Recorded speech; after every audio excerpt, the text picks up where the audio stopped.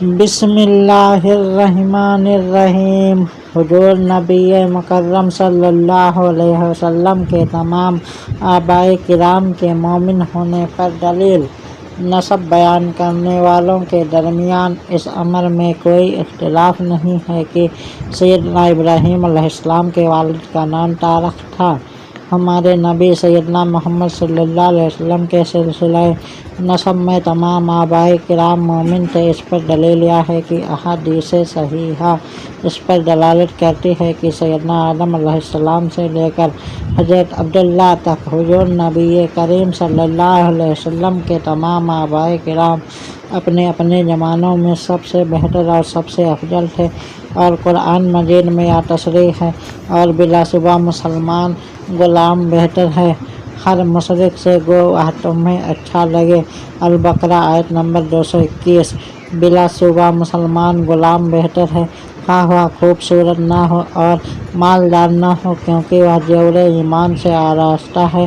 ہر مشرک سے گو وہ تمہیں اپنے حسن و جمال اور مال و منال کی وجہ سے اچھا لگے، اور جب مومن مشرک سے بہتر اور افضل ہے، اور حضور نبی کریم صلی اللہ علیہ وسلم کے آباء کرام اپنے اپنے زمانے میں سب سے بہتر اور افضل تھے، تو ضروری ہوا کہ وہ مومن ہوں۔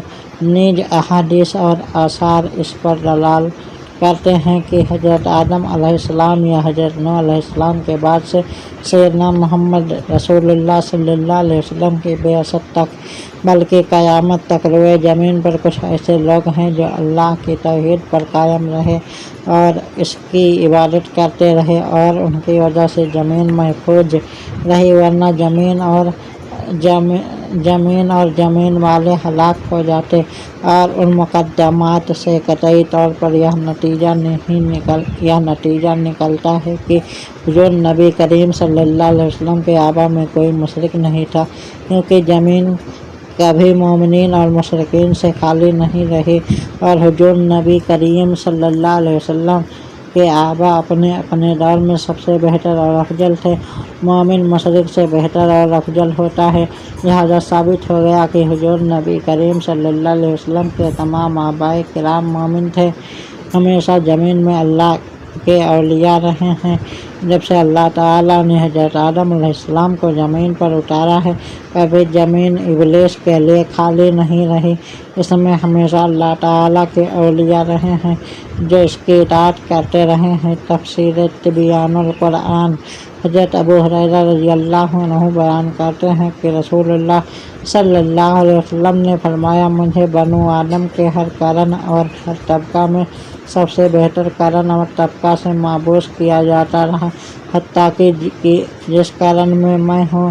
حضرت انس بن مالک رضی اللہ عنہ بیان کرتے ہیں کہ رسول اللہ صلی اللہ علیہ وسلم نے خطبہ دیتے ہوئے فرمایا، میں محمد بن عبداللہ بن عبد المطلب بن ہاشم بن عبد مناف بن قصی بن کلاب بن مروہ بن کعب بن لئی بن غالب بن فہر بن مالک بن نجر بن کنانہ بن خزیمہ بن مدرکہ بن الیاس بن مجر بن نجار ہوں۔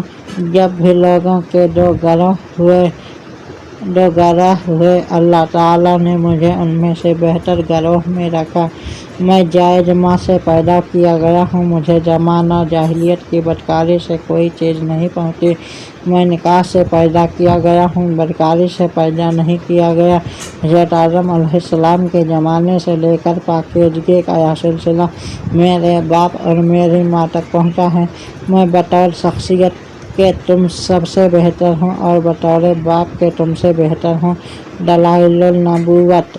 حضرت ابن عباس رضی اللہ عنہ بیان کرتے ہیں کہ رسول اللہ صلی اللہ علیہ وسلم نے فرمایا کہ میرے ماں باپ کبھی بھی بدکاری پر جمع نہیں ہوئے۔ اللہ تعالیٰ نے ہمیشہ مجھے پاک پشتوں سے پاک رحموں کی طرف منتقل فرماتا رہا جو صاف اور محجب تھے۔ جب بھی جو ساکھیں پھوٹی میں ان سے بہتر ساکھ رہا۔